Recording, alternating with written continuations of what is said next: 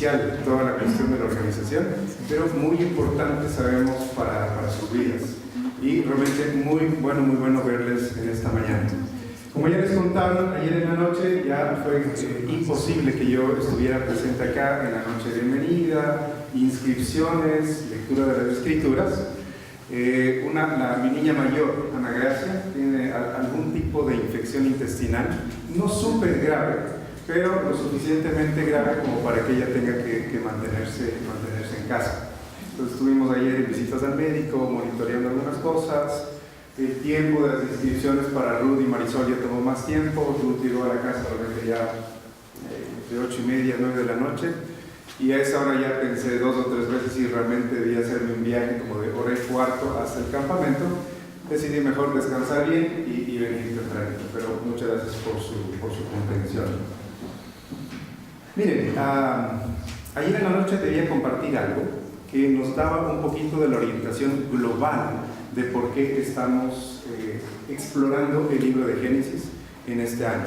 Y de todas maneras algo quisiera compartirles porque va a ser importante para entender el por qué hemos escogido Génesis y también la importancia de las historias en Génesis, por lo menos vistas desde ciertas particularidades o desde ciertas teorías, si ustedes lo ponen así, ¿no? Entonces, miren, muy brevemente, algo que quería compartirles el día de ayer. Nuestra cultura, en el momento en el que nosotros estamos en la cultura, es una cultura bastante fluida en algunos aspectos. ¿Sí? Ese es el momento en el que nosotros estamos viviendo. Hay varios nombres para eso, no voy a describir los varios nombres para describir el momento en el que estamos viviendo. Pero definitivamente es una cultura bastante fluida en asuntos de identidad humana, en asuntos de ética y moral. Hay algunas problemáticas con violencia, en fronteras geográficas, etcétera, etcétera. ¿Sí? Entonces vivimos en una cultura bastante fluida, realmente, en algunos conceptos. A eso hay que añadirle que la mayoría de nosotros somos la segunda o la tercera generación de evangélicos en el país. Y la segunda, tercera, cuarta generación, obviamente, en nuevos contextos culturales, tienden también a enriquecer su identidad en algunos asuntos, pero también tienden a diluir parte de esa identidad. No solo ocurre con grupos religiosos como los evangélicos, sino también con otro tipo de grupos. Es así como sociológicamente funcionamos. Y es así que a la vez, como vamos enriqueciéndonos en nuestra identidad al pasar de los siglos, también es bueno que nosotros digamos, hay ciertos valores, tradiciones que hay que mantenerlas, porque son la semilla, el ADN de lo que nosotros somos. Génesis funciona de esa manera. Para el tiempo en que todas estas historias empezaron a ser registradas, el pueblo antiguo, el pueblo de Dios, el antiguo Israel, estaba justamente sufriendo un tipo como de entre amenaza y modificación de su identidad y también de su vocación. Entonces, en ese momento, las historias que por siglos ya se habían transmitido en Génesis y que empezaron a ser registradas, funcionan justamente para, una vez más, vivificar y estimular la imaginación del pueblo de Dios para que recuerde fundamentalmente su identidad y su vocación, es decir, quiénes son y qué hacen en el mundo. El pueblo de Israel, el antiguo pueblo de Israel, tiene mucha experiencia en haber vivido bajo imperios. Estuvo bajo el imperio egipcio, estuvo bajo el imperio babilónico, la influencia de los medos, los persas, los romanos, etcétera, etcétera, etcétera. Entonces, estas historias circularon en medio de un pueblo que no tenía el poder. No estaba Israel al centro de la acción geopolítica, realmente era a los márgenes. Era un pueblo y gente marginal. Entonces, estas historias, como ya vamos a ver más adelante, tienen muchísima capacidad subversiva, porque hay discursos que le están formando, pero estas historias quieren contrarrestar a estos discursos y valores culturales que intentan seducirle. Nosotros como latinoamericanos tampoco estamos ajenos a los imperios y tampoco estamos ajenos a los colonialismos ni nuevos colonialismos, ¿cierto? De nuestros pueblos ancestrales fueron primeramente, digámoslo así, no sé si es así como correctamente sociológica y antropológicamente, pero nuestros pueblos ancestrales sí fueron colonizados por los incas, ¿sí? Solo me di cuenta de la fuerza de este colonialismo cuando yo era odontólogo rural en la provincia de Cañar. Y en Cañar la gente está muy orgullosa de que fueron de los pocos pueblos en la sierra que se opusieron a los incas. ¿Sí? No me había dado cuenta realmente de eso. Ahí me di cuenta, fui más consciente de ese tipo de colonialismo que también experimentamos. Pero ustedes saben, desde Europa los españoles, luego ya desde el mundo occidental Estados Unidos, y colonialismos y nuevos colonialismos que siempre estamos experimentando. Entonces, este tipo de literatura está muy cercana a nuestra situación, porque no es un tipo de literatura que haya surgido así como que de la nada, porque alguien estaba desocupado y dijo, escribamos algo acerca de cómo nació el mundo y qué bonito que es, y se me ocurren a mí que las serpientes hablan y que hay botes que salvan a la gente. No. Vamos a ver esos aspectos literarios, pero lo fundamental de estas historias es que nacen para revivir la imaginación de un pueblo y reivindicar su identidad y su vocación en el mundo. Es así como funcionan estas historias. Tienen un carácter subversivo. Me ayudan con una imagen, por favor. Quiero solamente la siguiente. Quiero leerles solamente lo que él es un experto en comunicación. No sé si es un comunicólogo, no sé si es un politólogo experto en cuestiones de comunicación, profesor aquí en el Ecuador, que está describiendo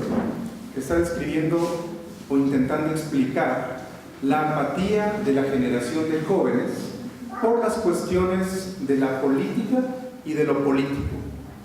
Entonces, les describe a muchos de ustedes, o la generación de ustedes, de la siguiente manera, que me pareció bien importante para esta cuestión de Génesis. Dice, esta generación, ¿sí?, se caracteriza por una destitución identitaria como destino. Obviamente está hablando así como académico y como académico de la FLACS. Dice, vive una destitución identitaria como destino. Es el sujeto que encuentra difícil definirse a sí mismo, pues ya no es el ciudadano de las instituciones disciplinarias, como la familia, la escuela, la religión, sino fundamentalmente el consumidor del mercado. ¿Sí? Vivimos en una destitución identitaria. En palabras así criollas, según el profesor Selvino, no tenemos claridad de quiénes somos. O nos han impuesto una identidad. Somos consumidores del mercado. Dice, hay tres elementos para que esta destitución identitaria haya ocurrido. Siguiente imagen, por favor. Por lo menos tres. Dice, hay una hipertrofia de imágenes, hay un déficit simbólico y hay los discursos dominantes. Hipertrofia de imágenes. Vemos un número de imágenes tal, ¿sí?, y a la velocidad a la que vemos las imágenes, que las imágenes se vuelven descartables. ¿Sí? A través de todas las redes sociales, a través de todos los más medios de comunicación, hipertrofia de imágenes, gran cantidad de imágenes a gran velocidad, entonces las imágenes se vuelven descartables. Lo que él entiende por déficit simbólico es que hay gran cantidad de imágenes, ¿sí?, que han cortado la capacidad de la palabra. Entonces tenemos un déficit en palabra, déficit en recursos de la palabra, en ritos, en arte, en discursos, para articular y significar nuestras experiencias. Entonces, un montón de imágenes, baja capacidad de palabras, y no podemos articular bien nuestras experiencias. Y ahí entra el tercer elemento, el discurso dominante, que por lo menos en el caso del Ecuador y en el caso de América Latina, uno de los discursos dominantes geopolíticos ha sido el discurso del liberal capitalismo o capitalismo liberal. Ese ha sido predominante. Y por eso es lo que Servino concluye diciendo, vamos al anterior, esta es una generación de la destitución identitaria como destino. Es el sujeto que encuentra difícil definirse a sí mismo, pues ya no es el ciudadano de las instituciones disciplinarias, la familia, escuela, religión, etc., sino el consumidor del mercado. El profesor McIntyre, del Reino Unido, señala que solo podemos respondernos a las preguntas de dónde venimos, quiénes somos, a dónde vamos, es decir, preguntas sobre el origen, identidad y vocación, si solamente nos respondemos a una pregunta previa: ¿a qué historia pertenecemos? Y como en este contexto ya nos están dando una historia, ¿cuál es nuestra respuesta? Somos consumidores. ¿Sí? Entonces estamos escogiendo Génesis justamente para contrarrestar algunos de estos discursos, contrarrestarlos con narraciones, discursos, convicciones desde la fe cristiana, para darnos la oportunidad de por lo menos cuestionar algunos de estos grandes discursos y preguntarnos: ¿será que necesito permanecer en este tipo de destitución identitaria? ¿Será que únicamente voy a definirme como un consumidor del mercado? Así soy y así moriré. Y podemos añadirle ahí varias cosas, porque hay varios discursos, varias narrativas que siempre están compitiendo por capturar nuestra mente y nuestro corazón. Ahí estamos tomando Génesis justamente para poner en sus manos otro tipo de relato, otro tipo de discurso, el Evangelio, para contrarrestar este tipo de imposición de identidad que en nuestra cultura se da. ¿Han escuchado ustedes bastante acerca de historias, narraciones?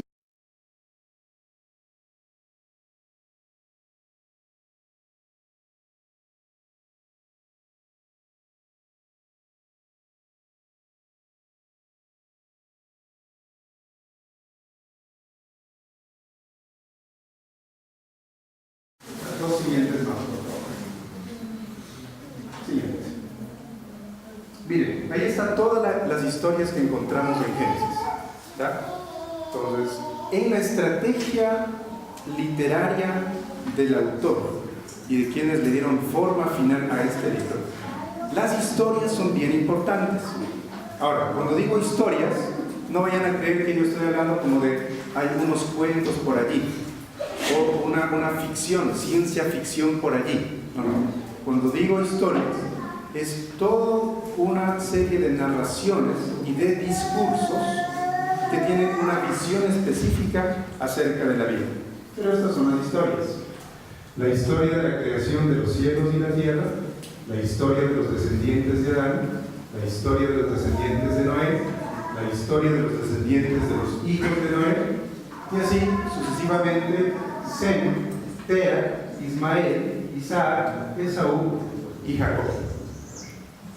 Literariamente es como el autor ha dividido Génesis. Esta es la historia de los descendientes de.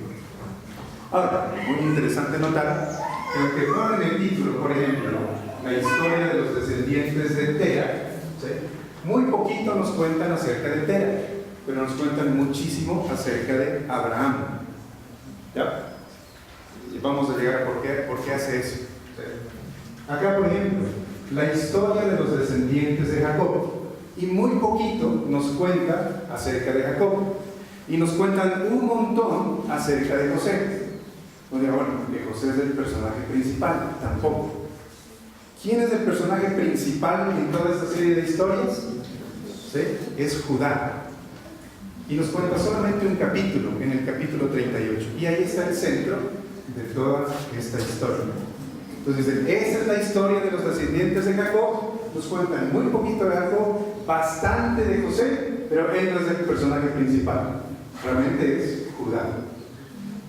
¿Sí? Entonces, miren, en la misma estrategia literaria hay varias formas de siempre estar como subvirtiendo algunas cosas. Otro ejemplo de cómo se subvierte en la narrativa las cosas. Para la cultura de la época, muy importante cuestiones de la primogenitura, ¿no es cierto? En Génesis siempre la primogenitura se está revirtiendo. Siempre es el segundo, siempre es cualquier otro hijo menos el primero. Es una forma, una vez más, de contarle a la gente este valor cultural de la primogenitura. Por lo menos en esa época vamos a tener que cuestionarlo para reaprender otros asuntos. Entonces, miren, bien importante y bien interesante lo de Génesis. Queremos poner en sus manos estas historias para que ustedes puedan ser capaces de tener más elementos para cuestionar algunas de las identidades que ya les han sido impuestas o que quieren ser impuestas sobre ustedes por la cultura circundante. Para que la cultura es todo mal y no vale para nada, mejor suicidémonos todos, tampoco. El mismo Génesis nos afirma que debemos celebrar y disfrutar de la creación, y eso lo vamos a ver también. Muy bien, hoy nos vamos a concentrar en Génesis 1 y Génesis 2. Era hasta aquí lo que tenía que compartir desde el día de ayer en un resumen. Vamos a concentrarnos en Génesis 1 y Génesis 2. Ustedes ya han hecho un devocional sobre Génesis 2 y ya han expresado varias preguntas, y muy interesantes las preguntas. Lo que sí quiero contarles es que obviamente en esta exposición bíblica de Génesis 1 y Génesis 2 no vamos a responder toditas sus preguntas, ni vamos a ver todito el detalle de Génesis 1 y Génesis 2. Es sencillamente imposible hacerlo en una exposición de 45 minutos, obviamente. Lo que sí les ofrezco es que esas preguntas, las que levantaron ayer, las que han expresado ahora, están siendo recogidas y a lo largo del año vamos a ir articulando algunos de los insumos para que ustedes puedan formular las respuestas a estas preguntas. ¿Sí? Entonces, esperen lo que es adecuado para estas exposiciones bíblicas, pero no esperen que al hacer lo mismo ustedes van a ser como unos expertos en Génesis. Además que Génesis nos despierta un montón de preguntas que otros libros usualmente no nos despiertan. Lo fundamental es que queremos concentrarnos en la agenda de Génesis. El libro tiene su agenda. A esta agenda que tiene el libro de Génesis, nosotros vamos a añadir nuestras propias agendas, nuestras propias preguntas. Pero ¿quién va a marcar el paso? Es el libro. ¿Sí? Lo fundamental, vamos a conocer algunos de los elementos. Muy bien, abran sus Biblias por favor, Génesis 1 y Génesis 2.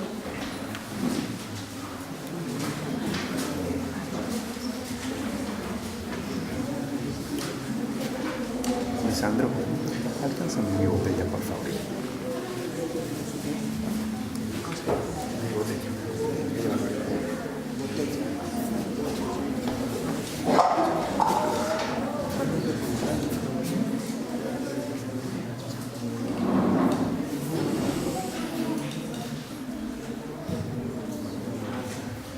Muy bien.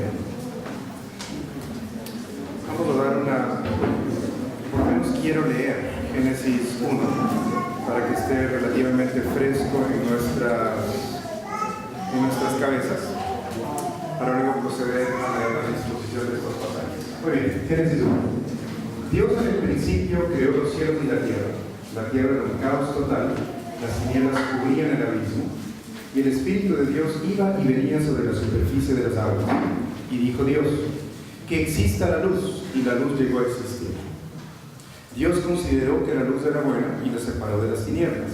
A la luz la llamó día y a las tinieblas noche. Y vino la noche y llegó la mañana, ese fue el primer día. Y dijo Dios, que existe el firmamento en medio de las aguas y que las separa. Y así sucedió. Dios hizo el firmamento y separó las aguas que están abajo de las aguas que están arriba. Al firmamento Dios lo llamó cielo, y vino la noche y llegó la mañana, ese fue el segundo día. Y dijo Dios, que las aguas debajo del cielo se reúnan en un solo lugar y que parezca lo seco. Y así sucedió. A lo seco Dios lo llamó tierra, y al conjunto de aguas lo llamó mar. Y Dios consideró que esto era bueno. Y dijo Dios, que haya vegetación sobre la tierra, que ésta produzca hierbas que den semilla, y árboles que den su fruto con semilla, todos según su especie. Y así sucedió. Comenzó a brotar la vegetación, hierbas que dan semilla, y árboles que dan su fruto con semilla, todos según su especie. Y Dios consideró que esto era bueno. Y vino la noche, y llegó la mañana, y este fue el tercer día. Y dijo Dios, que haya luces en el firmamento, que separen el día de la noche, que sirvan como señales de las estaciones, de los días y de los años, y que brillen en el firmamento para iluminar la tierra. Y sucedió así. Dios hizo los dos grandes astros, el astro mayor para gobernar el día y el menor para gobernar la noche. También hizo las estrellas. Dios colocó en el firmamento los astros para alumbrar la tierra. Los hizo para gobernar el día y la noche, y para separar la luz de las tinieblas. Y Dios consideró que esto era bueno. Y vino la noche y llegó la mañana, ese fue el cuarto día. Y dijo Dios, que rebosen de seres vivientes las aguas, y que vuelen las aves sobre la tierra a lo largo del firmamento. Y creó Dios los grandes animales marinos, y todos los seres vivientes que se mueven y pululan en las aguas, y todas las aves según su especie, y Dios consideró que esto era bueno. Y los bendijo con estas palabras: sean fructíferos y multiplíquense, llenen las aguas de los mares, que las aves se multipliquen sobre la tierra. Y vino la noche y llegó la mañana, ese fue el quinto día. Y dijo Dios, que produzca la tierra seres vivientes, animales domésticos, animales salvajes y reptiles, según su especie. Y así sucedió. Dios hizo los animales domésticos, los animales salvajes y todos los reptiles, según su especie. Y Dios consideró que esto era bueno, y dijo, hagamos al ser humano a nuestra imagen y semejanza, que tenga dominio sobre los peces del mar y sobre las aves del cielo, sobre los animales domésticos, sobre los animales salvajes y sobre todos los reptiles que se arrastran por el suelo. Y Dios creó al ser humano a su imagen, lo creó a imagen de Dios, hombre y mujer los creó, y los bendijo con estas palabras: sean fructíferos y multiplíquense, llenen la tierra y sométanla, dominen a los peces del mar y a las aves del cielo, y a todos los reptiles que se arrastran por el suelo. También les dijo, yo les doy de la tierra todas las plantas que producen semilla, y todos los árboles que dan fruto con semilla. Todo esto les servirá de alimento, y doy la hierba verde como alimento a todas las fieras de la tierra, a todas las aves del cielo, y a todos los seres vivientes que se arrastran por la tierra.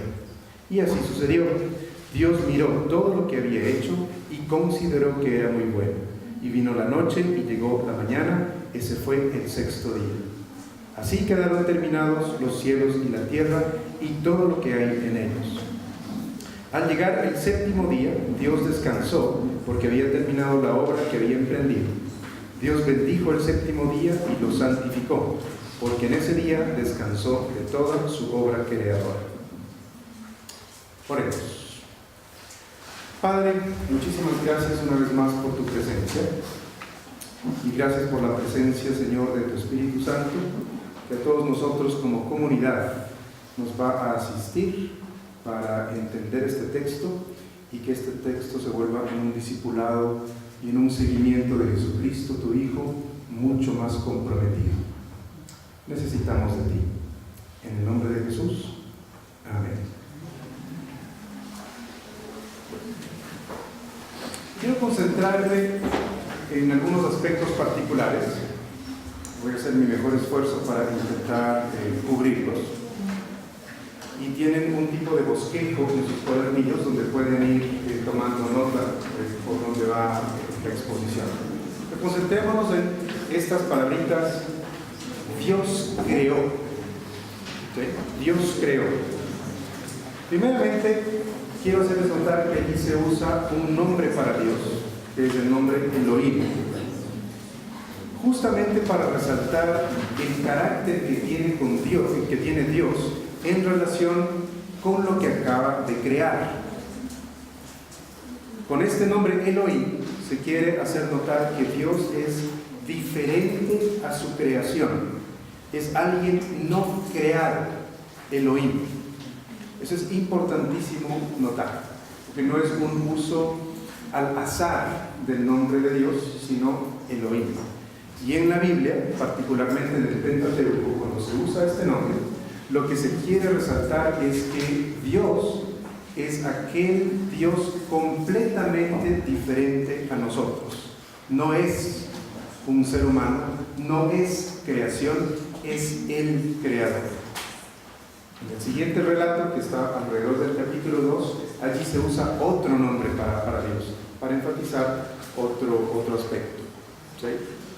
Además, se usa el verbo creó, que es un verbo que se usa en todo el Antiguo Testamento, particularmente, no, ni siquiera particularmente, se usa únicamente para la persona de Dios.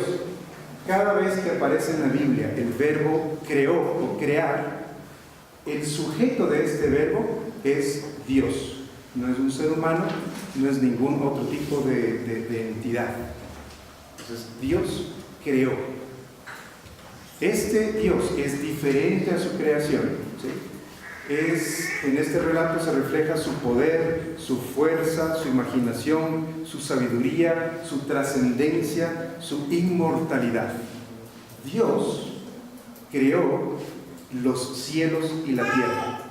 Y los cielos y la tierra, aquí es una representación de todo el cosmos, o por lo menos todo el universo organizado donde los seres humanos viven.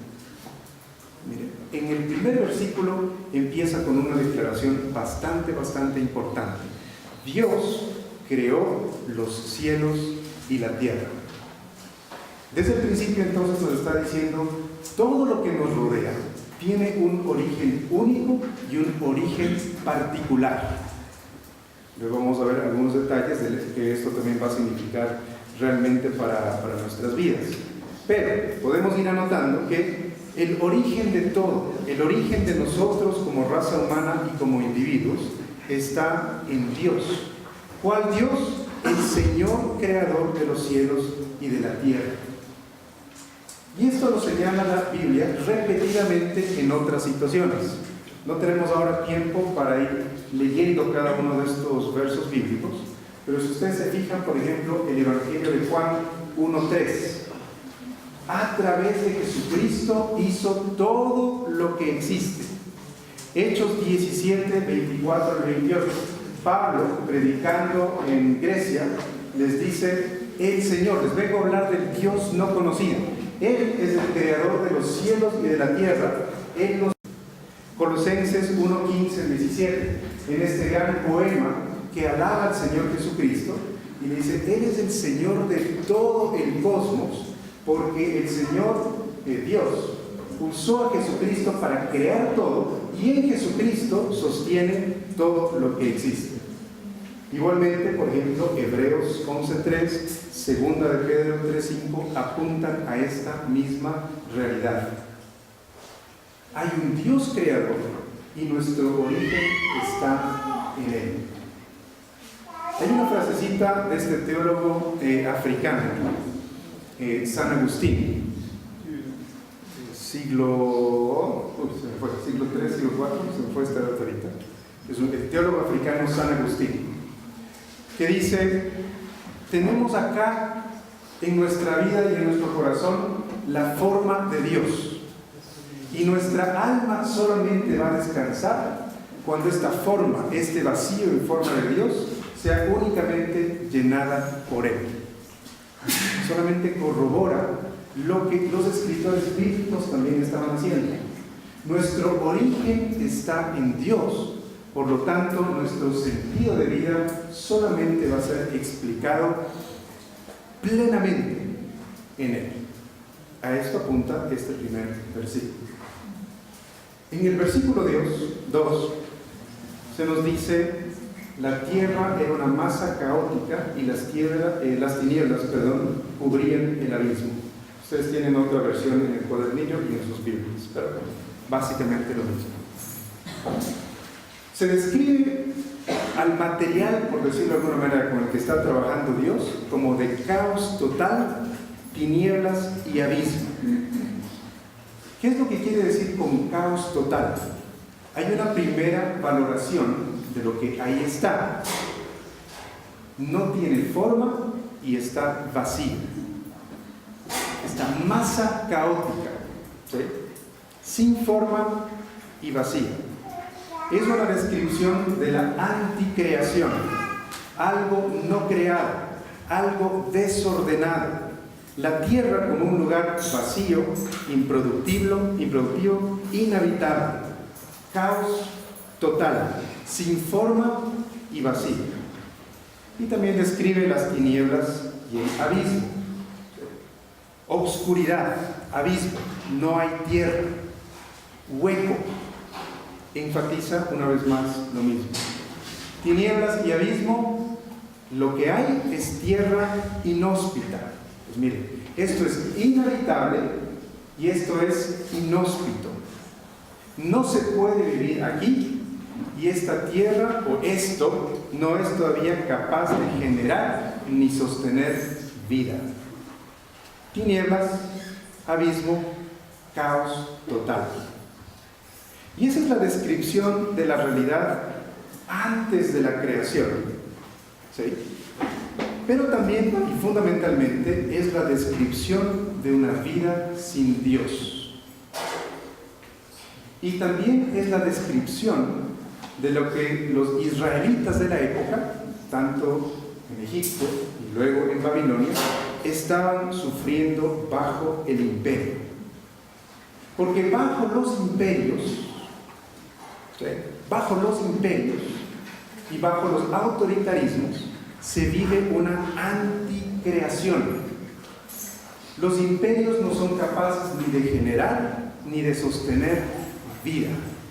Y eso es lo que el autor les está recordando pastoralmente a la gente que está escuchando estas historias.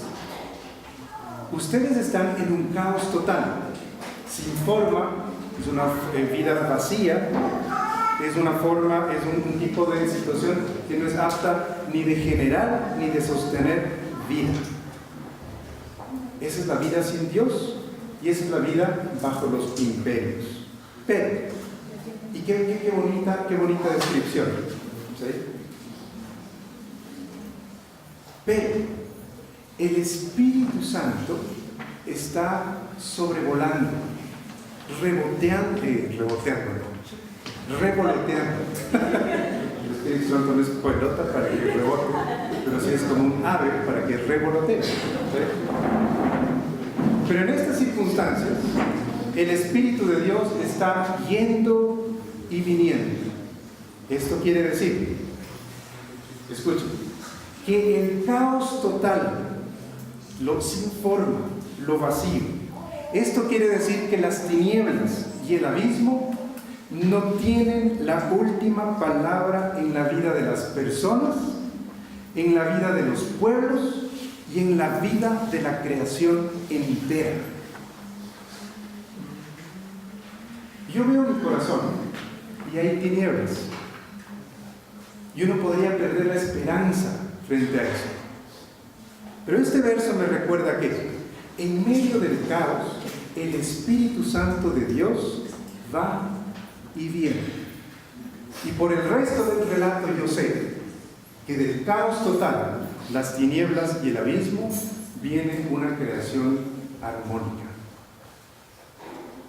Yo converso con algunos de ustedes, ¿sí? No converso con todos los que quisiera conversar, ¿sí?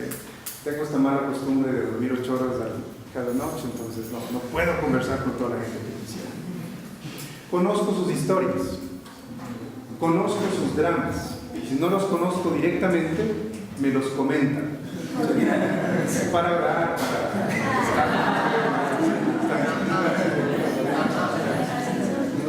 y realmente hay circunstancias en que uno dice, parece que nos quedamos sin recursos realmente qué hacer. ¿Sí? Y este verso es un verso que siempre me anima, porque digo, esta chica o este muchacho invitó a las tinieblas a su vida, o alguien más trajo obscuridad a su vida. Pero este versículo que me dice, el Espíritu de Dios va y viene, revolotea y se pasea en medio del caos, es un signo de esperanza. Porque el caos total no tiene la última palabra sobre la vida de las personas, de los pueblos y de la creación entera. Aleluya.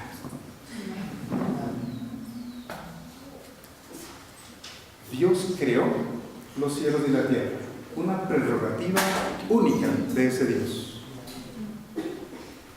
Toma el caos, y el caos al Espíritu de Dios no le estresa, no le preocupa, revolotea, casi como que se frota las manos diciendo, esto es lo que necesito para trabajar. Caos, ven. Tinieblas, ven. Soy especialista en el asunto. Y de manera muy poética, entonces empieza la descripción de la semana, 7 días de la creación. En esta semana hay un patrón, ¿sí? El patrón de la creación por lo menos tiene 2 elementos, ¿sí? Hay un proceso de la creación, pero también hay un progreso en la creación. Anoten, eso es así bien importante para que ustedes lo recuerden. En la semana se describe un patrón de la creación que tiene un proceso y que tiene también un progreso. Proceso y progreso. Miren cuál es el proceso de la creación. No es una descripción científica, para eso están otras disciplinas, pero hay la descripción literaria, poética, de un proceso en esta creación. ¿Cuáles son los elementos del proceso en la creación? Siempre hay un anuncio, hay un comando o mandamiento, hay una separación, hay un reporte, hay un nombramiento, hay una evaluación y hay un marco cronológico. ¿Sí?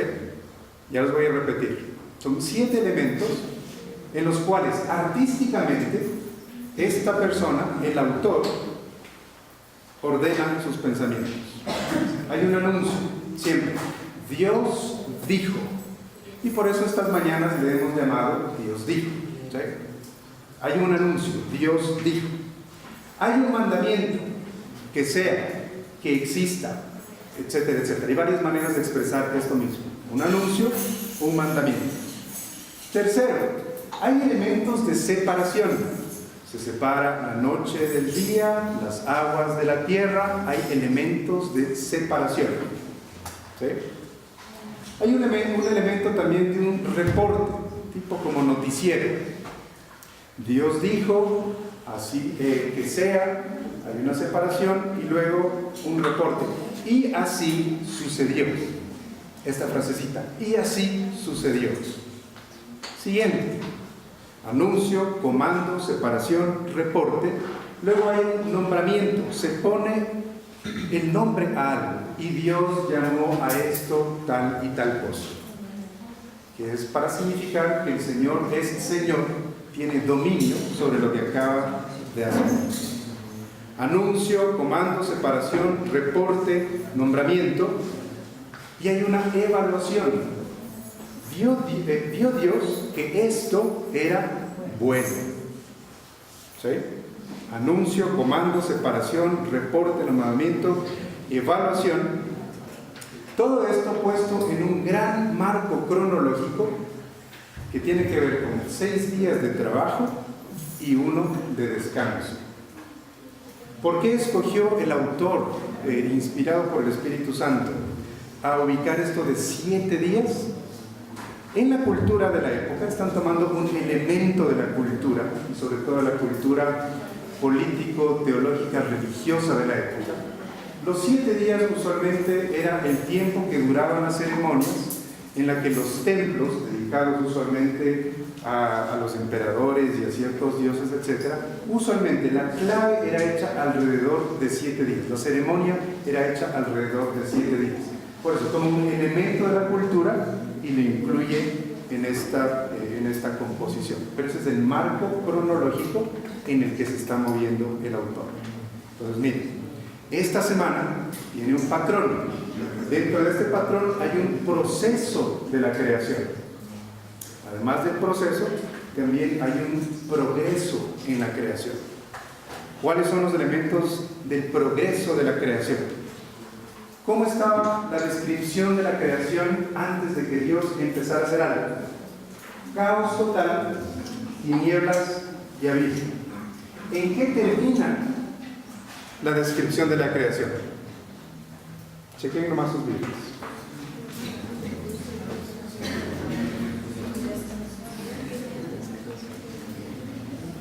Y descansó el Señor, ¿no es cierto?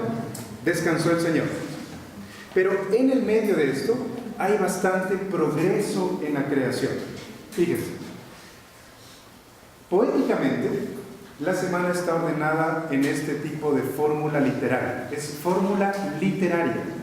Entonces, a todos ustedes, los politécnicos, los ingenieros, los del Sport, todos, es fórmula literaria, no es fórmula para que empiecen a hacer números con algo más. Fíjense en lo siguiente. La semana está ordenada de esta manera. Fíjense bien. Día 1, 2, 3, 3. Paralelo a eso. 4, 5, 6, 6.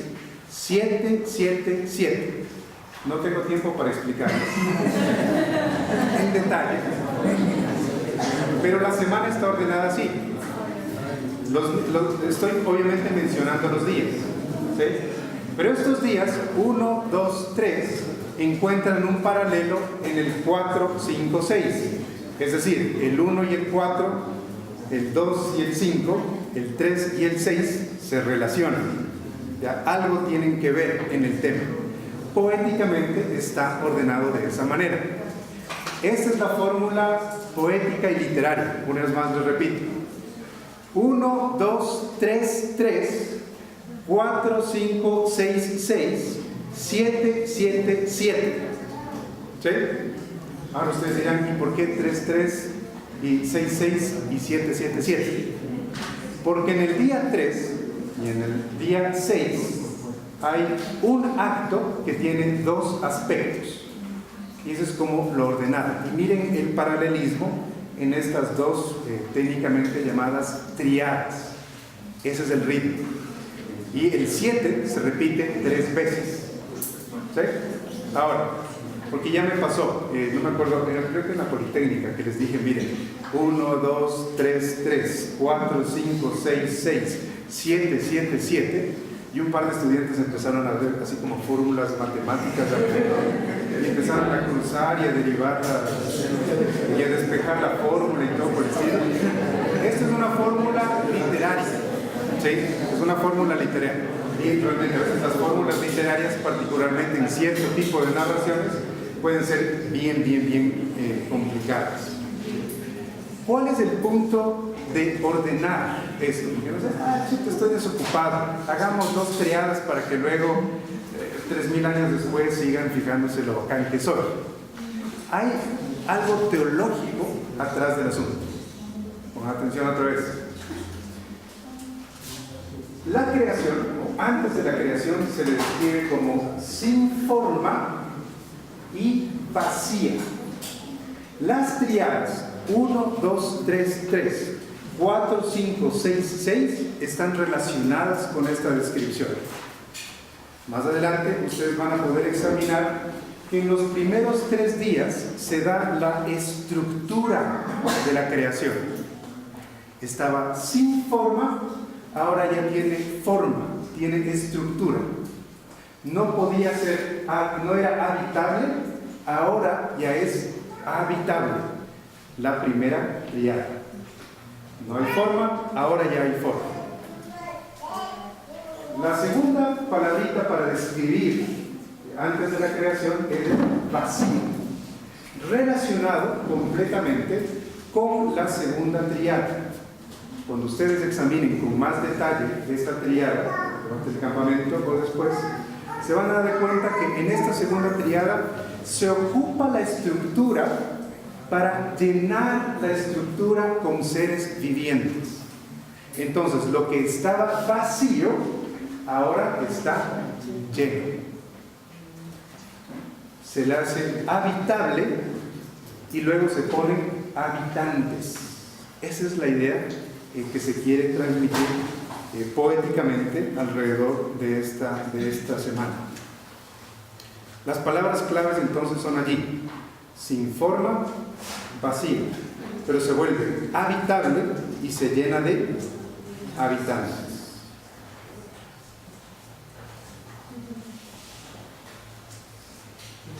Por cuestiones de tiempo voy a cortar significativamente el resto. Ya habré alguna forma creativa de hacerles obviamente llegar esto a ustedes, pero prefiero no estar corriendo 5 minutos para terminar a las 10:30, sino dejarlo allí, porque también creo que han recibido información suficiente que por un lado va a edificar sus vidas y que les ha dado ya que pensar, ¿no es cierto? No creo que esto es completamente nuevo para toditos ustedes, ¿sí? Pero algunas cosas sí serán como novedosas para algunos también. Termino con esto. En esta fórmula poética tomada de la cultura y obviamente con los filtros y cambios teológicos del caso, ustedes se fijaron, según esta descripción, que hay 7, 7, 7, ¿cierto? 7 veces, 3 veces se mencionan cuestiones del 7. Te voy a leer. ¿Sí?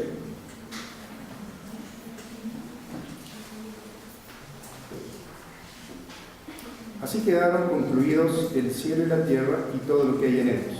Acá hacia el final, pasando el capítulo 2. Para el séptimo día, Dios había concluido su obra y descansó el día séptimo de todo lo que había hecho. Y bendijo Dios el día séptimo y lo declaró día sagrado, porque en ese día descansó Dios de toda su obra creadora. Esta es la historia de la creación del cielo y de la tierra. Por eso es el 7, 7, 7. ¿Ya? Séptimo día, séptimo día, séptimo día. En este primer relato de la creación, tal como lo encontramos aquí, el objetivo final de la creación no es la creación del ser humano que está en el sexto día. Es importante el ser humano. Como muchas veces he dicho, es la corona de la creación, definitivamente. Pero el asunto no termina en la creación del ser humano, sino en cómo el ser humano y el resto de la creación encuentra su reposo y su sentido en Dios. Por eso el ritmo poético. Y esto no solamente para quien quiere hacer poesía en una tarde idílica de verano, es para gente que está siendo oprimida bajo los imperios. Eso no hay que olvidarnos. No es gente desocupada la que está escribiendo esto. Es gente que quiere revivificar, y el Señor revivificando la imaginación de su pueblo. Solamente van a encontrar sentido en mí, y yo soy más que estos imperios. La primera narración tiene este ritmo. Dios fundamentalmente poniendo todos los elementos para que el ser humano viva allí, que luego el ser humano los trabaje, pero recordándole a este pueblo que solamente va a encontrar descanso en Él. ¿Sí? Solamente en mí. Por esto esta cuestión del descanso es importantísima. Génesis, Éxodo, Deuteronomio, los profetas, en Jesucristo. Porque a través del descanso, el Señor está diciendo, van a encontrar sentido solamente en mí. Pero descansando, ustedes van a ser más parecidos a mí. Y descansando, van a recordar que ustedes son seres humanos, no esclavos. ¿Sí? Dios creó los cielos y la tierra. Una masa caótica con tinieblas y abismo. Esta no tiene la última palabra en nuestras vidas. Y una creación en la que estaba sin forma y vacía, que ahora se vuelve habitable y que se vuelve con habitantes y cuyo sentido empieza y se dirige solamente a Dios. Oremos.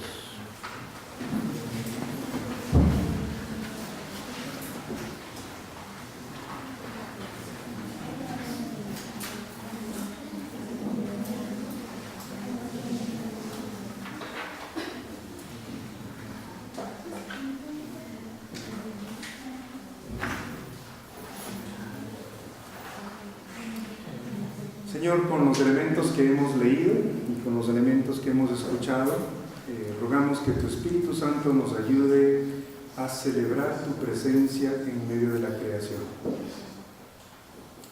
y a celebrar tus obras en la creación. Como tu misma palabra lo afirma, creación no solamente lo que nosotros describimos como naturaleza, creación también son los productos culturales que tú nos has enviado y comisionado a hacer. Ayúdanos a celebrar tu creación y a celebrarte a ti como creador.